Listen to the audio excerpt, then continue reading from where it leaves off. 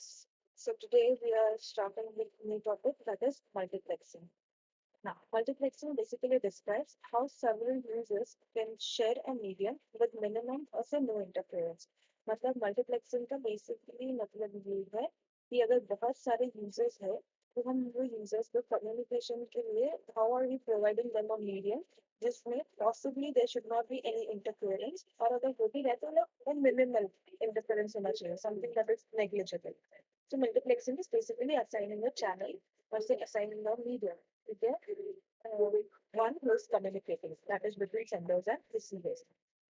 If you have an analogy for this, you can take an example of a highway where there are several lanes. So you can, just switch between lanes or I don't know about India where we see they do not follow, but in foreign countries where I have seen that there is a dedicated lane for every vehicle and you cannot switch in between lanes like that. So it says that multiplexing is like this medium where there are several lanes and which is dedicated to one or the other vehicles. That can be applied to this multiplexing concept. For wireless communications, multiplexing can be carried out in four dimensions: space, time, frequency, and code. Whenever we are talking about wireless communication, there are four factors to be considered which are very important while choosing or implementing multiplexing. Those four factors are space, time, frequency, and code. So we'll have space division multiplexing, time division, frequency division, and code division multiplexing. In this field, the task of multiplexing is to assign the time frequency and code to each communication channel with a minimum of interference and a maximum of medium utilization. So the task also when we are trying to implement multiplexing, the main and important thing to remember is that we are assigning a channel to each and individual user where as and when needed, but you have to make sure that the interference is minimum and the channel usage is maximum. Whatever you are assigning to. ऐसा नहीं होना चाहिए कि एक पे heavy traffic है इसको channel is not sufficient. Other one is likely loaded and you are being given a bandwidth which is going waste. The term communication channel here only refers to an association of senders and receivers who wants to exchange data. Now that whenever we are talking about communication channel, we are talking about a channel between sender and receiver, those who are likely to have a communication or trying to exchange any kind of data. Yeah. So first we are starting with space division multiplexing.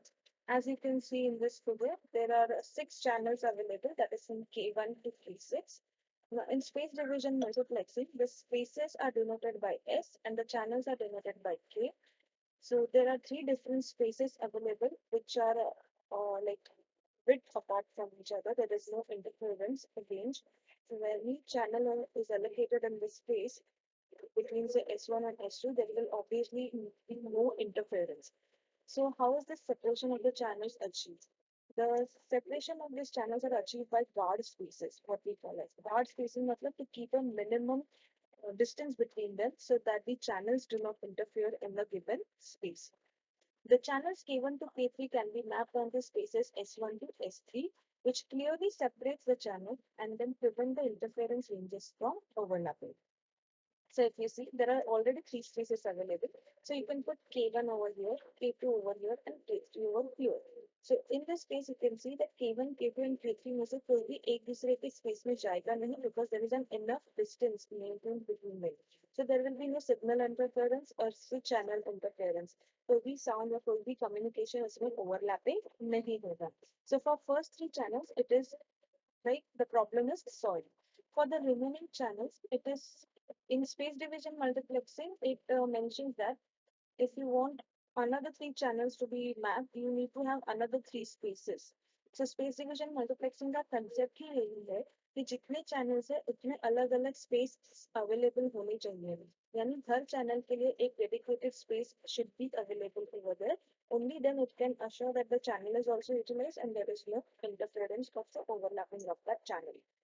See, the spaces between the interference is called as guard spaces, which I told you, that the spaces between them, because they are maintaining a good distance so that there is no interference, that space is called as guard spaces. For remaining channels for K4 to K6, 3 additional spaces would be needed. तो जैसे हमारे पास S1, S2, S3 है, similarly हमें S4, S5, S6 will be needing for the another three channels. So this technically is basically what is used in the old analog telephone that हर एक user के लिए हम separate channel देते हैं. अगर suppose एक building में 10 users हैं, the 10 different users will have 10 different channels. So that there is no crosstalk problem. Their lines do not interfere with each other. Now, the application of this SDM is in the FM radio stations where the transmission range is limited to a certain region. So, in a given region, you can have different channels. जितने channels आपके पास है, इतना spaces you can have. And without interfering, you can just have your shows on. So if you see 10 o'clock, we can have different channels available. हम 93.5 पे सुनते हैं, हम 91.9 पे सुनते हैं, same kind of thing. That is because each frequency given to them is different and they do not overlap. Next video will be studying what is frequency division multiplexing.